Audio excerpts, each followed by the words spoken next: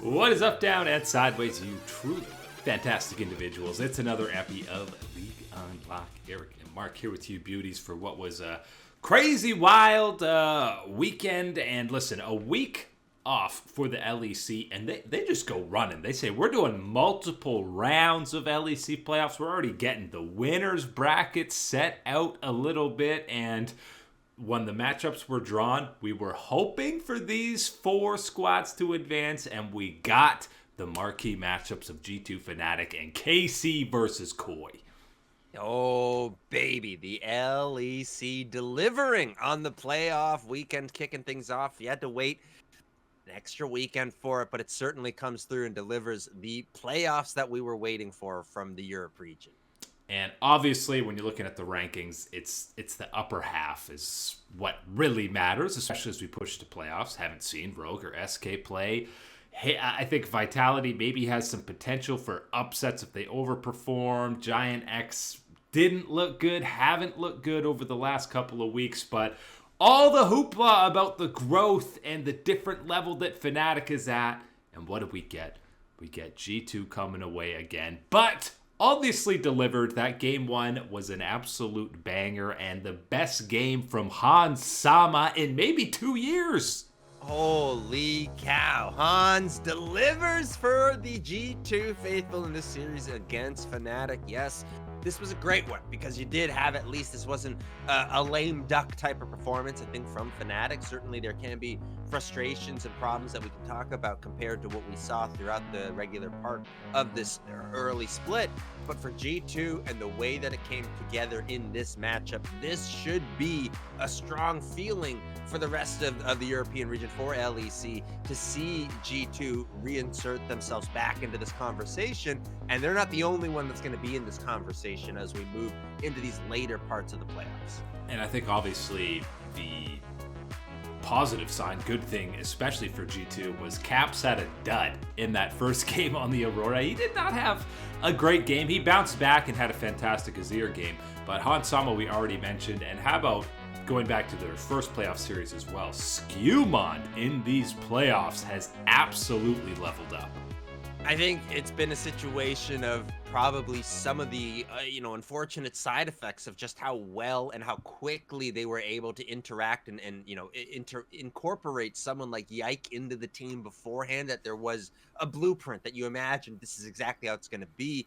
And of course, knowing the fluctuations, the differences, all sorts of things that can play into it. It was different with Skewmon stepping in, but I think that we are starting to see more of that stability, more of that, true form come through from him, and how that's going to interact, how that's going to play through with this G2 team. I really like you're pointing out the Caps, not the best game. I'm not going to say it was craps, but it certainly was not claps out there in the mid lane. And to see Skewmon step up and lead the charge and really help set up a lot of the good things for Hans Sama and the rest of G2 is that positive action we're looking for. And remember, this weekend, the first actual taste of Fearless Draft in Europe so far in 2025. And what a polarizing top lane. You go Oscarinen on Cassante and Bessa. Okay, yeah. Or the Swain Warwick. I know we've seen BB play Warwick before. I'm waiting for this pick to catch on with other top laners. I've been waiting years for this Warwick to come through because we have been hearing it here and there, and I think it really was around when Cassante kind of came around that this is a secret little option disruptor in the top side that can be one of these options. Haven't seen it too much, got to see a little bit here, and I think as that champion pool expands, as we get a little bit more of Fearless taste in the LEC, we'll probably see more picks like that. So Fnatic does drop to that 3 spot in the LEC, but still fully expecting them to run through that losers bracket. But you got a squad like Karmine Corp, who absolutely dismantled the rivalry, the Spanish versus French hoopla that's versus Movistar Koi. Bot lane gap, mid lane gap, top lane gap, whatever you want to talk about. KC absolutely dominated this head-to-head. Kalist on the Kalista, the 2v2 in the first game. The bot lane was outmatched. And the theme of Koi either destroying or getting destroyed in their matches continues in 2025. Look, I'm a little brother to a big brother, so I'm going to explain this one, a little bit of experience here for you. Movistar Core, you better get moving. You better get going. You better win something against Karmine Corp. Otherwise, you are going to be the little bro forever. And it's never going to matter in your rivalry against this organization. You saw the way that this one played out. I think straight up, there was a lot of things that were good on the side of Karmine Corp, but overwhelmingly and more than enough to dismantle Movistar Koi is Khalees and what he was able to do throughout this series on his own. It helps that I think this was one of the most lackluster performances we've had from Supa on the side of Movistar Koi, alongside our boy Jojo Pyun, unfortunately, in the mid lane delivering a dud. This was all about Khalees and Karmine Corp, how they could work, how they could really push this thing. And I'm saying it right now, I don't want to ever see anyone give him Kalista again, because I love what he's doing out there. You're going to hate what he's doing to your team if you're letting that one go through. Do not let it happen again. Especially when your first rotation of bans is 380 carries. And that's what you end up with. It just feels like a completely wasted pick ban phase. It is a completely wasted one at that type of point. What he was able to do, and he wasted away the side of Movistar Koi. Excuse me. This was really, again, a full domination type of series from the side of Karmine Corp. And they give some credit also over to Vladdy in the mid lane. He's the one dealing with some of the trash talk from Mr. Jojo Pyun, and he's the one handing him a healthy serving of L's at the end of the day. Yeah, and Jojo didn't get a single kill in either of these games, which you're not winning a series if your star mid laners not even picking up a kill. Well, I'm hoping that Koi can bounce back to that. Listen, they dominated their first series of the weekend before getting slapped around by KC, but unless they have a pretty substantial level up, I don't see them having a shot against a squad like Fnatic, and I can even see them dropping a series to some of these lower tier teams.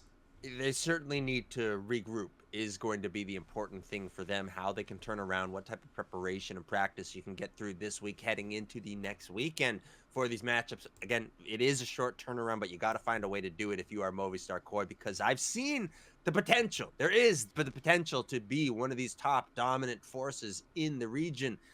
Not enough put together, not enough consistently for this team. And I still, like compared to these other squads, they're still a pretty solid fourth option, but a clear gap between them and the top three as we move onwards through the LEC playoffs. LCK, we're fully into the best of five, the nitty gritty. The big boys are on the Rift, and I know T1 early exit already feels like it's a new era of LCK, but it feels even more fresh because that aura, that power that has surrounded Gen G for the better part of 3 years now, it just doesn't feel like it's there. I know this was a back and forth series against Hanwha Life, but that was the most one-sided Game 5 I remember ever seeing in the LCK. I'm convinced we're in the alternate LCK dimension at this point. To have T1 eliminated as early as this and to see the struggles of a Gen G at this point, but maybe you splash a little water on your face and you wake up and you realize you are living in the current day era of what is the Dplus Kia and Hanwha Life dominated LCK. And, I know Ruler had a good Ashe game in Game 4 and Canyon was good on the Karthus, but in Game 5 and throughout other matches in this split, I'll even go back to the Bro Series that they lost, Ruler has not been that Ruler level. And I know there were some down moments in 2024 on JDG, but early on in the season, I'm taking the level Pays has been putting out for JDG, and I think we're starting to see the impact of not having Lehens on this roster, because even somebody like Canyon seemed at times in this series a little bit lost about what to do when, Chovy, Keen, and Ruler aren't just outright stomping their lanes. And before anybody goes that's us dumpstering Duro in this situation, nobody would be saying that those responsibilities need to all be picked up, gathered up, and replaced by Duro and what he can do in the bottom lane. That would be more so looking at the veteran, established superstar members of this Gen G team, all the way from top to that bottom row before you get to support, that you would be saying, pick up a couple of these things. You need this responsibility a little bit more. You are in charge of these type of things. and it has not worked out for this Gen G team so far. I think still obviously so much immense potential and talent to be on this team, to not find a way to succeed and to work their way through it. But the performances have not been there. The stats have not been there to back it up. And you look at Ruler, himself has not been the Ruler that is advertised, that is sold, that has been delivered for Gen G before. Got to find a way to get that if you are this Gen G team, if you hope to challenge and really be able to take down not just Dplus Kia and Hanwha Life ahead, heck, Nongshim in the upcoming series. You better be prepared for what Lehens has got in store for his old boys. And listen, obviously Gen G are going to be massive favorites in that, but the overperforming that we've seen out of Nongshim, I wouldn't be completely shocked if they upset Gen G.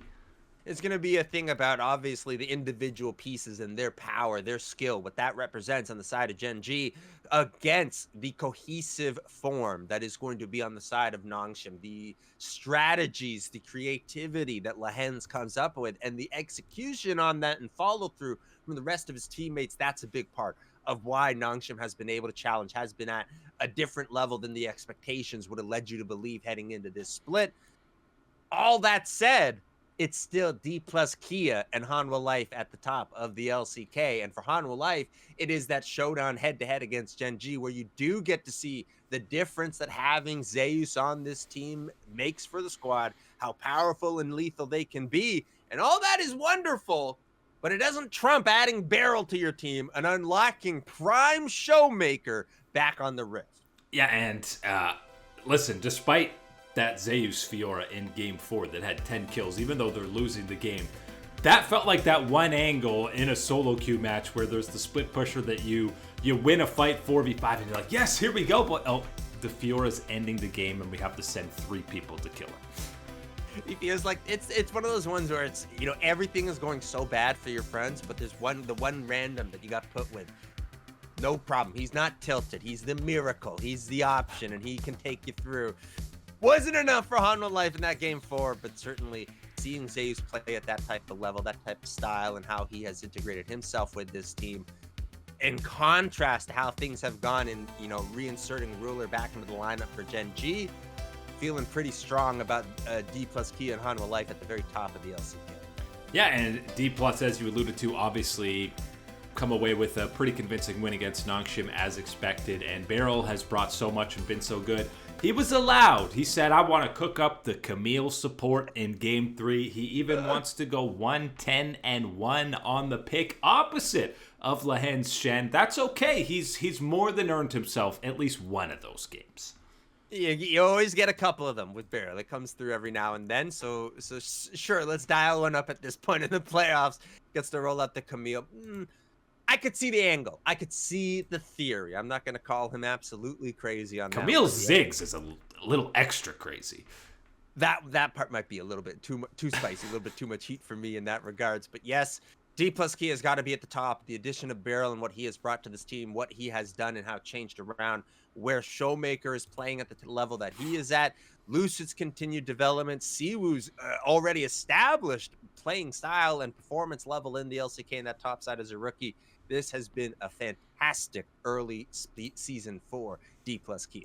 Yeah, he hasn't looked like a rookie at all in that top side, which is incredibly impressive. And Showmaker, I mean, this solo kill he gets on LeBlanc, the confidence that he's flashing forward with instantly, I haven't seen him have that confidence since, you know, they were legit Worlds contenders in 2020, 2021. And how about he had a single death this entire series? My man, he is loving life right now. He's got his old buddy and Beryl back on board. He's got his commanding officer giving him all the cheat code commands and what he's got to do, all the information downloaded and everything else. And he's got the added bonus little sprinkle on top of Riot Games going, okay, one game of Cassante, that's all you got. Move it on. Keep it on going. He gets new champions in his games. This is fun times for Showmaker. Fun times for the Dplus Kia fans. And obviously now this showdown between Hanwha and Dplus atop that winner's bracket is going to be an absolute banger. If you have to pick one matchup, I mean, it's hard to pick one matchup that you're looking to. But in Fearless Draft, a best of 5, I think you might actually be looking at the jungle, because right now, this has got to be what, Peanut's third, fourth resurgence of his career? Yeah, I think that's got to be a power point on the map that you can go to, is looking at that position as far as the drafting it out. Because I think as far as champion pools, you're not really going to find a gap per se in either one of these guys, but it's really about finding what are you most efficient, what are you most lethal, most comfortable on, and organizing your team, fitting into team compositions that you want. Peanut has been great to start out this year. I don't think he has been over the moon excellent, but he hasn't had to be so far for this Hanwha Life team, whereas I think Lucid has almost knocked our socks off with how impressive this sophomore split has been after what was already an impressive rookie effort last year. Now we go not over the pond, but down a continent or so to the away arena for the LTA North. Things kicked off for these playoffs, and yes, the North ended up winning every single matchup to varying degrees of dominant. I think at the tippity top, you're putting both Cloud9 and FlyQuest. I don't think either of their two games were really ever in question that they were going to lose, and some of them were over by 5 minutes. Yeah, Cloud9 and FlyQuest obliterated the LTA South teams that they faced off against this past weekend. And, well, the fan reception they got is of the teams that would be dismantling their favorites. The atmosphere was amazing in the arena from what we saw. Gotta give full respects over to the fans, and this is something that, of course, we knew heading into this one, how good the support was in these LTA, in this CB Lowell region that you would go down to for that, and having the event there, and the support that we saw, not just for obviously their own home teams, but just in general, having that excitement in that environment. I think there were a couple towards the end of the days that were starting to turn around for the North, but we got to say that this was a little bit of a failure for sure, because of how overwhelmingly dominant the North was able to be over the set. And, you know, you almost, I mean, obviously the format is brutal. You need a loser's bracket, or you need these opening rounds to be best of 5. Like, no question. A single best of 5 in their fearless split is ridiculous. We talked about that one at that point, is that, yes, that is gotta be a major mistake, because I don't even think when you're planning it out and understanding, okay, well, we're moving through this, and this, how could you get to then, well, that can't be right. We only got one best of 5? That's it? Come on, guys. We got to really work on that one. And especially, as you said, especially we're getting to this point where you're making the trip down south. No losers bracket. Now, again, the North teams didn't need it, but it's not how I think that we should be operating this point of an event at this point where we're going through, and what is at stake for these organizations and what it represents to win this type of thing. Got to have it in the best of 5s. I mean, in the inverse, when the LTA South teams go north for the next split, they're going to come play a single best of 5 potentially, and then fly back home. That's ridiculous to make any squad be doing that. But I think Quid and Sven were the highlight performers individually for FlyQuest and C9. The other two series, 100 Thieves had a slow start. They figured things out and eventually went 2-0. Some Baron steals, a little messy, but the Team Liquid one is where you're really going, okay. And I know this was the top seed from the LTA South, but listen, the seeds, it's like one best of that we're getting this seeding. But Team Liquid, definitely some question marks to be looking at. Well, I can answer a couple of those question marks right out of the gate. And that first question mark is, need better performances from Umpty in the jungle, and need to reorganize whatever type of theory crafting planning that we're going through is leading to some of these decision making and actions that he is putting out there on the Rift. Because we got to get his smite key going in the practice tool. Got to get that activated. Got to stop shooting ourselves in the foot type of feeling with Umpty in the jungle for Team Liquid. And I think as well, you can even point to someone that, again, you can challenge and is one of the leaders of this team in APA, and what he's able to do in the mid lane, what he's able to deliver for this team. I think that you can challenge him and ask for more from him as that front leading figure. I mean, I think truthfully, in the 2 games Team Liquid won, Jan was kind of dragging the team, kicking and screaming over the finish line, because Impact didn't have himself the best series either. It was just his opposite number had an even worse series. was gonna say that's maybe the third edition you can slot into these answers and questions for Team Liquid on what needs to improve, what needs to be different to feel more so closer to the power levels you were at last year, or ending towards the splits, what you were building off of, and not being leapfrogged by squads like Cloud9 and what we were able to see from them this week. I think you heard both Sven and Vulcan on post matches talking about FlyQuest and 100 Thieves. FlyQuest is they make less mistakes. They play more methodically, and 100 Thieves are the team that's just pure chaos. They have the most kills and deaths per average on anyone in the league, not just in the league, in the world right now. They just fight, whether it's advised or ill-advised. So there's always a more potential for 100 Thieves to have an upset, but FlyQuest, I feel like you're more confident in going forward, even though they lost one of the best of threes back at home. Yeah, I think what you're seeing from them, what you know about this team, and as you move forward into, again, our eventual mythical single best of 5 that we will have, you've got more faith in a squad like FlyQuest and the individual members and what they can bring out in a series in that regard. One of the aspects, again, that I think that we missed on Cloud9 is that Sven Vulcan bot lane duo and the synergy that they bring to this team, and some of the experiences that they've had since they were a duo down in that bottom lane, and how things are going to go this time around. That combined with the individual skill of the solo lane players, Blabber contributing, Cloud9 feeling on top of the LTA right now.